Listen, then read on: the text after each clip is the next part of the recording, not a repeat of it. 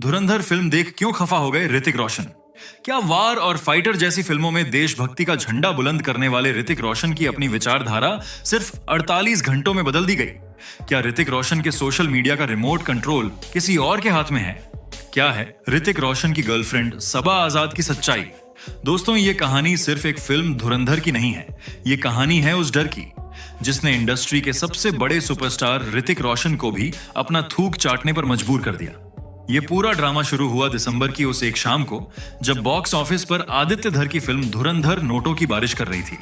हर तरफ रणवीर सिंह और अक्षय खन्ना की इस स्पाई थ्रिलर के चर्चे थे, जिसे न्यू इंडिया का सिनेमा कहा जा रहा था। माहौल एकदम गर्म था, देशभक्ति का ज्वार उफान पर था। ऐसे में आमतौर पर बॉलीवुड वाले क्या करते हैं? एक प्यारा सा ट्वीट करते हैं, झूठी सच्ची तारीफ करते हैं और आगे बढ़ जाते हैं।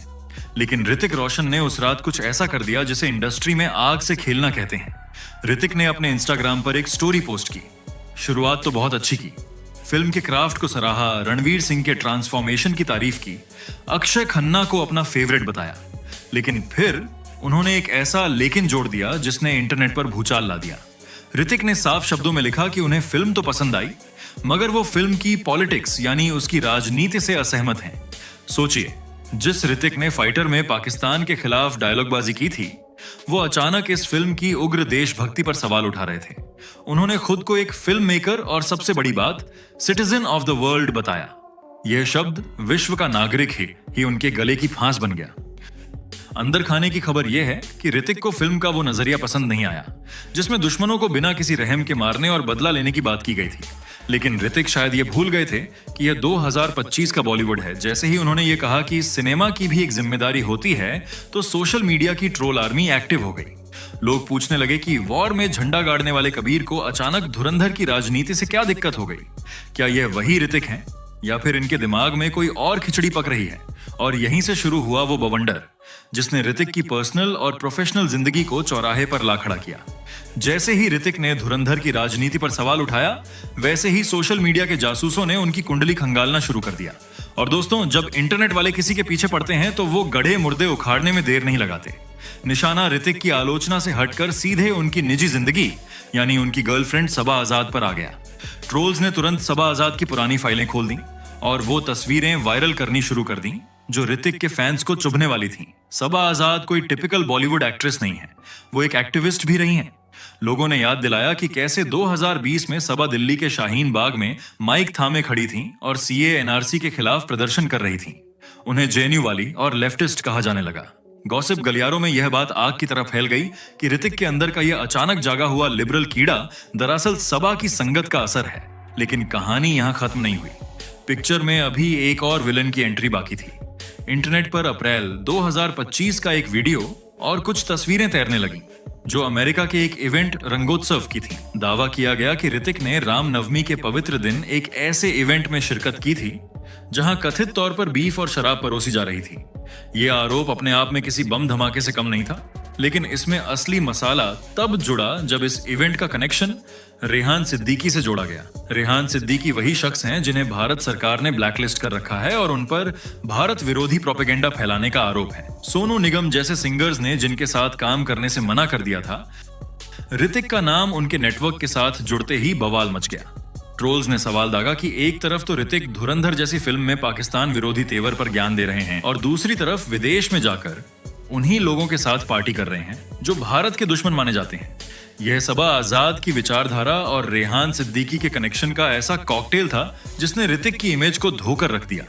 माहौल ऐसा बना दिया गया कि ऋतिक को अपनी देशभक्ति साबित करने के लिए कुछ न कुछ बड़ा करना ही था। अभी ऋतिक के उस बोल्ड बयान की स्याही सूखी भी नहीं थी कि 48 घंटे के भीतर बॉलीवुड में कुछ ऐसा हुआ जिसने सबको चौंका कर रख दिया।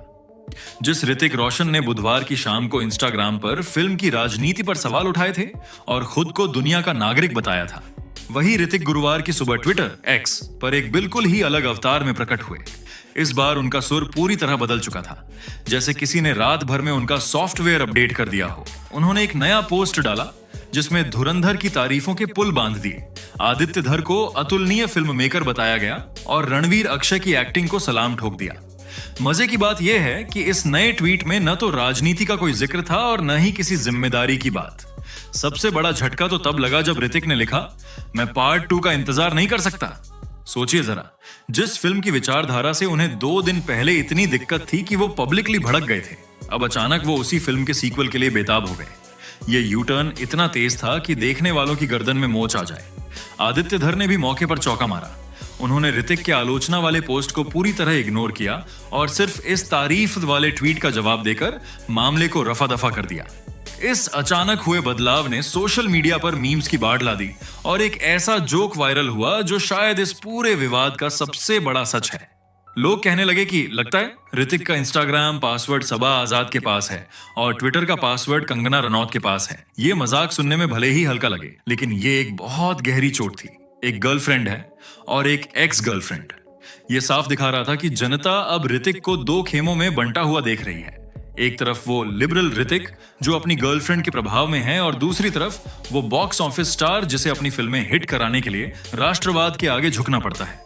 बॉलीवुड में पैसा बोलता है और ऋतिक ने शायद ये समझ लिया कि इस समय खामोश रहने या झुक जाने में ही भलाई है। इसे डर कहिए, दबाव कहिए या मजबूरी, लेकिन सच यही है कि 48 घंटे में बॉलीवुड के एक सुपरस्टार को अपनी ही बात निगलनी पड़ गई। अब सवाल यह है कि आखिर धुरंधर में ऐसा क्या दिखा दिया गया जिसने ऋतिक जैसे एक्शन स्टार को भी पॉलिटिक्स पर बोलने के लिए मजबूर कर दिया। दोस्तों, यह फिल्म सिर्फ मारधाड़ नहीं है। फिल्म का सबसे खतरनाक हिस्सा वो है जिसे रेड स्क्रीन सीक्वेंस कहा जा रहा है। एक सीन में स्क्रीन पर कोई विजुअल नहीं आता, बस पूरा पर्दा खून जैसा लाल हो जाता है और थिएटर में गूंजती हैं 26/11 हमलों की असली ऑडियो रिकॉर्डिंग्स। जी हाँ, वो टेप्स जिनमें आतंकवादी अपने हैंडलर्स के साथ हंस रहे हैं और लोगों को मारने का जश्न मना रहे हैं। फिल्म में पाकिस्तानी पात्रों को सिर्फ काफिर शब्द का इस्तेमाल करते हुए और क्रूरता का जश्न मनाते हुए दिखाया गया है, जिसमें कोई मानवीय पहलू नहीं है। और शायद इसीलिए ऋतिक, जो एक कलाकार के तौर पर कहानी के दोनों पहलुओं को देखने के आदी हैं, उन्हें शायद यह एकतरफा और भड़काऊ चित्रण पसंद नहीं आया होगा और उन्हें लगा हो कि सिनेमा का काम नफरत बेचना नहीं होना चाहिए। इस पूरे विवाद में सोशल मीडिया के जासूसों ने एक ऐसा पुराना पन्ना भी खोल दिया जिसने ऋतिक रोशन की मुसीबतें दोगुनी कर दी। इंटरनेट पर अब यह थ्योरी जंगल की आग की तरह फैल रही है कि ऋतिक को धुरंधर की राजनीति इसलिए बुरी नहीं लगी कि वो लिबरल हैं, बल्कि इसलिए बुरी लगी क्योंकि उनका खुद का खून और जड़ें उसी पाकिस्तान से जुड़ी हैं जिसे फिल्म में विलेन बनाया गया है। और वो इसीलिए क्योंकि ऋतिक की फैमिली, उनके दादा मशहूर संगीतकार रोशन लाल नागरथ वर्तमान पाकिस्तान के गुजरनवाला में पैदा हुए थे और उनके नाना फिल्म मेकर जे ओम प्रकाश उस दौर लाहौर के रहने वाले थे। दोस्तों, ऋतिक के ट्वीट और सबा के विवाद से थोड़ा हटकर अगर हम फिल्म की बात करें तो धुरंधर में एक ऐसा कलाकार है जिसने चुपके से पूरी महफिल ही लूट ली। हम बात कर रहे हैं अक्षय खन्ना की, जो फिल्म में रहमान डकैत के रोल में नजर आए हैं। गॉसिप गलियारों में चर्चा है कि भले ही पोस्टर पर रणवीर सिंह का चेहरा बड़ा हो, लेकिन स्क्रीन पर अक्षय खन्ना की आंखें सब पर भारी पड़ गईं। उन्होंने अपनी खामोश मगर खूंखार एक्टिंग से ऐसा खौफ पैदा किया कि कई सीन्स में तो वो लीड हीरो रणवीर सिंह को भी ओवरशैडो करते नजर आए। खुद ऋतिक रोशन ने भी अपने दूसरे ट्वीट में माना कि अक्षय खन्ना उनके ऑल टाइम फेवरेट हैं। फिल्म की परफॉर्मेंस ने बॉक्स ऑफिस पर भी आग लगा दी है। विवादों के बावजूद या शायद विवादों की वजह से फिल्म ने पहले हफ्ते में ही 230 से 250 करोड़ का आंकड़ा पार कर लिया है। जहां बाकी फिल्में स्ट्रगल कर रही हैं, धुरंधर ने पैसों की बारिश कर दी है। लेकिन जहां भारत में नोट बरस रहे हैं, वहीं खाड़ी देशों, गल्फ कंट्रीज से फिल्म के लिए बुरी खबर आई है। कुवैत, कतर और ओमान जैसे देशों ने धुरंधर को बैन कर दिया है।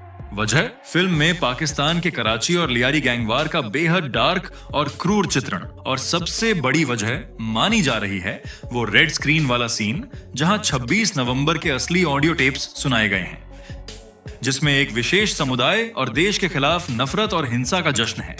गल्फ सेंसर बोर्ड को फिल्म का यह एंटी पाकिस्तान और उग्र राजनीतिक एजेंडा हजम नहीं हुआ, इसलिए उन्होंने वहां के थिएटर्स के दरवाजे इस धुरंधर के लिए बंद कर दिए।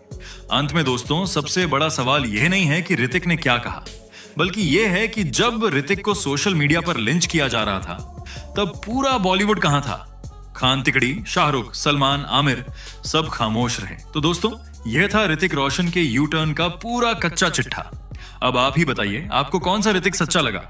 वो जिसने बुधवार को दिल की बात कही या वो जिसने गुरुवार को दिमाग से काम लिया? कमेंट्स में अपनी राय जरूर दीजिए और ऐसी ही मसालेदार इनसाइड स्टोरीज के लिए चैनल को सब्सक्राइब करना मत भूलना।